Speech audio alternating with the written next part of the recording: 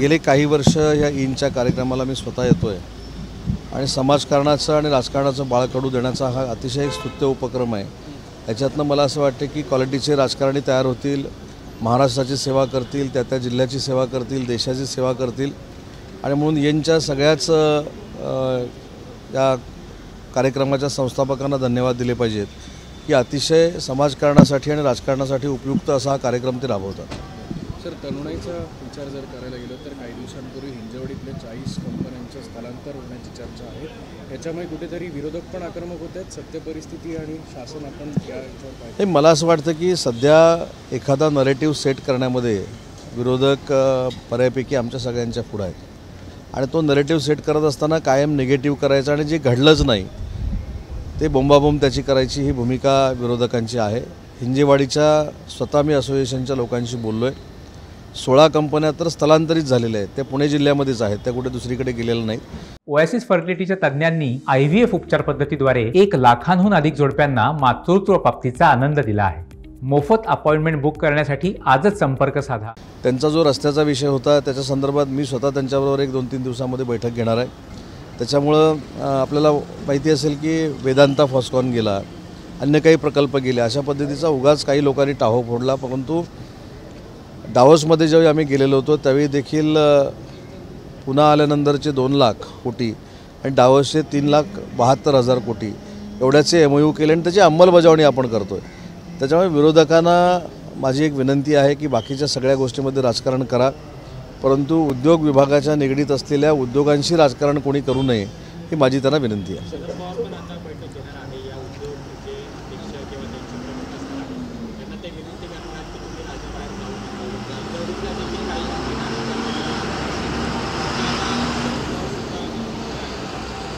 लोकशाहीमध्ये प्रत्येकाची भूमिका मांडण्याचा अधिकार आहे। त्याच्यामुळे शरद पवार साहेबांनी जर बैठक घेतली आणि त्याचा फायदा जर शासनाला होणार असेल तर त्यांच्यावर टीका टिप्पणी करण्याची काही आवश्यकता आहे असं मला वाटत नाही। परंतु त्यांनी देखील त्यांच्या बाकीच्या पदाधिकाऱ्यांना देखील, मित्रपक्षाच्या विशेषतः युवा नेत्यांना देखील हा सल्ला दिला पाहिजे की इंडस्ट्रियलिस्टवर तोंड टाकणं, उद्योजकांवर टीका टिप्पणी करणं हे राज्याच्या आणि देशाच्या उद्योग जगतासाठी योग्य नाही। आणि हे देखील कदाचित मी साहेबांना विनंती करेन की उद्योजकांच्या घराखाली जिलेटिन ठेवणं हे देखील जर बंद झालं तर मला असं वाटतं की अशा पद्धतीची प्रक्रिया भविष्यामध्ये राज्यात होणार नाही।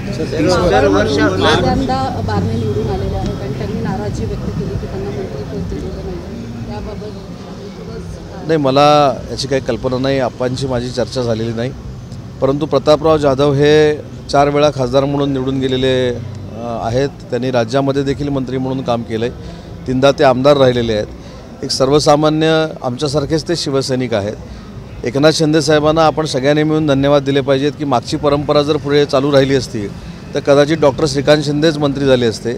परंतु स्वतःचा मुलगा देखील 3ऱ्यांदा 2.25 लाख मतांना निवडून येऊन देखील त्यांना बाजूला ठेवून एका शिवसैनिकाला त्यांनी न्याय दिला, ही खरी वंदनीय बाळासाहेबांची शिवसेना आहे। सर, वर्षावर एक बैठक झाली आहे, त्याच्यामध्ये महायुतीतल्या आमदारांना निधीची कमतरता होती आहे असं समजते आणि मुख्यमंत्री अजितदादांशी बोलतो असं म्हणले। आता मी त्या बैठकीला पूर्ण 3 तास उपस्थित होतो, पण जिथं ते घडलंच नाही तिथं आपल्याला कसं कळतं हे मला कळत नाही। कालची जी बैठक झाली त्याच्यामध्ये 7 जागा ज्या लोकसभेच्या एकनाथ शिंदे साहेबांच्या नेतृत्वाखाली आम्ही जिंकलेल्या आहेत, हे काही यश कमी नाही आहे। कारण आमचा स्ट्राईक रेट हा 48% आहे। काही लोकांनी मुस्लिम बांधवांच्या जीवावर, दलित बांधवांच्या जीवावर जी मतं मिळवलेली आहेत त्यांना सूज आलेली आहे। त्याच्यामुळे काल आमची संघटनात्मक चर्चा झाली, विधानसभेच्या निमित्तानं पुढं कशा पद्धतीनं प्रचाराची यंत्रणा राबवली पाहिजे याच्यावर चर्चा झाली। कुठेही कोणावर टीका टिप्पणी झालेली नाही।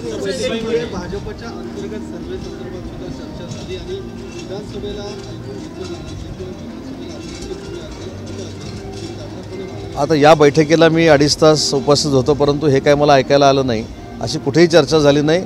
एकनाथ शिंदे साहेबांच्या नेतृत्वाखाली आजचा जो स्ट्राईक रेट 48% आहे तो 100% असावा याच्यावर चर्चा झाली।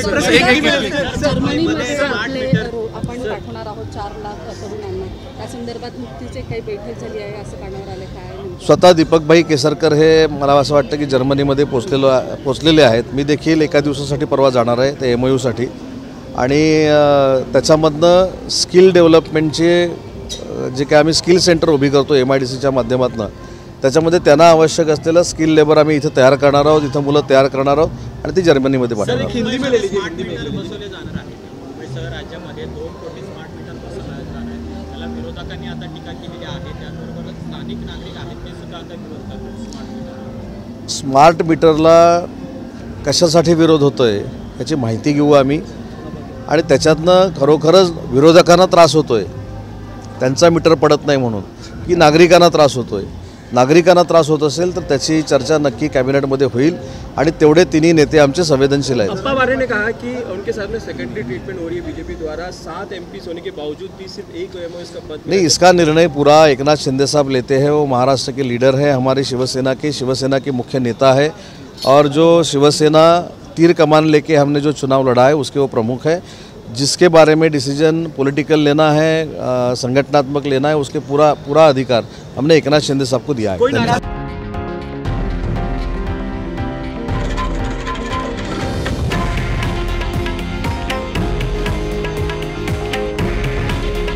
हे आहे देशातील नंबर 1 न्यूज नेटवर्क आणि आपण पाहत आहात TV9 मराठी.